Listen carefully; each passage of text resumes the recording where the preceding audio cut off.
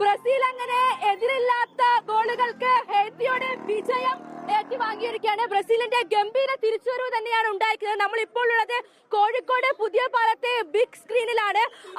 ഇവിടെ വലിയ ആവേശത്തിലാണ് ബ്രസീലിന്റെ ആരാധകരെല്ലാം. അത് രാവിലെ തന്നെ ബ്രസീലിന്റെ കളി കാണാൻ വേണ്ടി ഒത്തുകൂടിയ ആരാധകരാണ് ഇവിടെ ഉള്ളവരെല്ലാം. അവർക്ക് വലിയ വിജയ പ്രതീക്ഷയായിരുന്നു. എന്തായാലും ആ പ്രതീക്ഷ തെറ്റിയില്ല.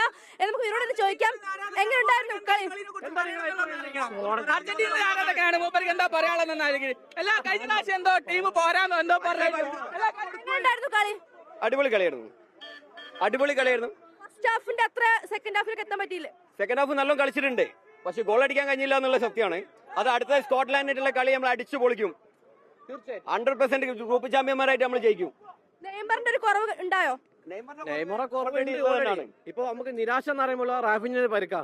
അത് അദ്ദേഹം തിരിച്ചു വരണമെന്ന് നമുക്ക് നല്ല ആഗ്രഹമുണ്ട്. നെയ്മറും അതേപോലെ തിരിച്ചു വരണമെന്ന് ആഗ്രഹിക്കുന്നുണ്ട്. കാരണം നെയ്മറും റാഫിഞ്ഞയും അതുപോലെ നല്ല നിരാശയുള്ള ആളുകളൊക്കെ ഉണ്ടെങ്കിൽ ബ്രസീൽ എന്നാ അതാണ് സാമ്പാ നൃത്തം പാടുന്ന ബ്രസീൽ.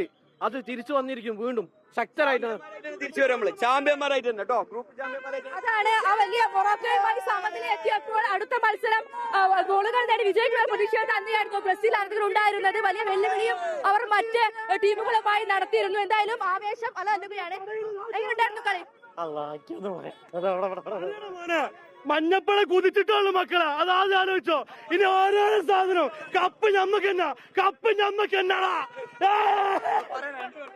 അതാണ് എല്ലാ ബ്രസീൽ ആരാധകരും അങ്ങനെ ആവേശം കൊടുമുടിയിൽ എത്തി നിൽക്കുകയാണ്. പ്രതീക്ഷിച്ച ഒരു വിജയം തന്നെ ബ്രസീലിന് നേടാനായി എന്നുള്ളതാണ് ആരാധകർ പറയുന്നത്. എതിരില്ലാത്ത 3 ഗോളുകൾക്കാണ് ഹെയ്ത്തിയോട് ബ്രസീൽ വിജയം ഏറ്റുവാങ്ങിയിരിക്കുന്നത്. ഫസ്റ്റ് ഹാഫിൽ ഗംഭീരമായ കളി തന്നെയായിരുന്നു ബ്രസീലിന്റെ ഭാഗത്ത് ഉണ്ടായിരുന്നത്. അതോടുകൂടി തന്നെ ആവേശകർ വലിയൊരു ആവേശത്തിലായിരുന്നു.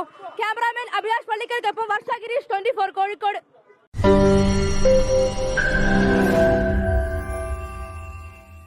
ലോകത്തെവിടെയായാലും ഏത് സമയത്തും 24 വാർത്തകളും ഓഗ്മെന്റഡ് റിയാലിറ്റി പാക്കേജുകളും എക്സ്പ്ലെയിനറുകളും വിശദമായി കാണാൻ ഞങ്ങളുടെ യൂട്യൂബ് ചാനൽ നിങ്ങൾക്ക് സബ്സ്ക്രൈബ് ചെയ്യാം.